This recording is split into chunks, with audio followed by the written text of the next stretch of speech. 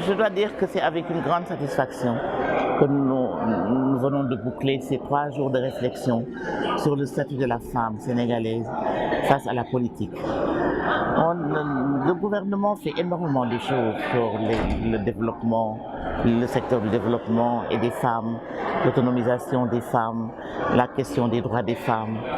Mais la question des droits des femmes en politique n'a jamais été assez prise en compte, à notre avis, pour que l'on puisse en tirer des leçons et surtout faire des recommandations.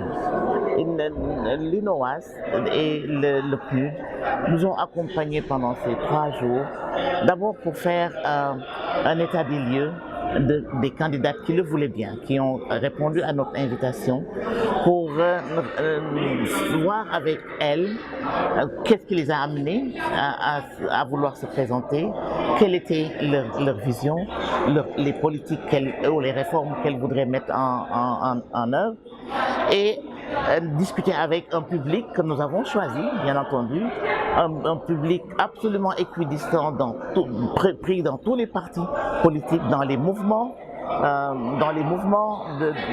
aussi de la société civile, à l'université et ma foi dans les groupements de promotion féminine. Et ils étaient 100, tout confondu.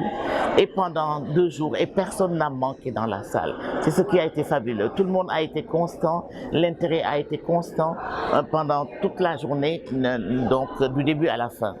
Et ce que je voulais dire, c'est que cela a donné beaucoup de facilité au public cible d'avoir en face les candidates aux élections présidentielles, à l'élection présidentielle. Il y en a qu'elle connaissait, d'autres qu'elle ne connaissait pas, mais l'essentiel c'était qu'un dialogue a pu s'installer entre les candidates et le public qui a été choisi. Les candidates ont dit ce qu'elles voulaient faire, ce qu'elles attendaient d'elles-mêmes, des femmes qui étaient là, mais également des jeunes qui étaient là, et où elles voulaient amener le Sénégal, les principales réformes qu'elles voulaient instaurer si elles avaient été nommées élues. Elles ont eu des réponses avec leur sensibilité et leur manière de faire et surtout leur niveau d'expertise et de compétence. Il y a des femmes qui ont fait des parcours extraordinaires. Quand je prends Aïssata Tall Sall, quand je prends Aïda Mbodj, quand je prends Nafissatou Wade qu'on a découvert ici, quand je prends Yacine Fall, et chacune d'entre elles a ses spécificités. Vous voyez, et ça a été très très important. Les unes et les autres ont des forces, ont également des faiblesses qu'on a pu débusquer en les écoutant, mais les unes et les autres sont prêtes à combler les déficits qu'elles ont et à aller de l'avant. C'est ça qui a été fabuleux pendant ces moments de dialogue. Alors, on a aussi fait deux jours pour sur les violences électorales. Comment faire pour prévenir les violences électorales?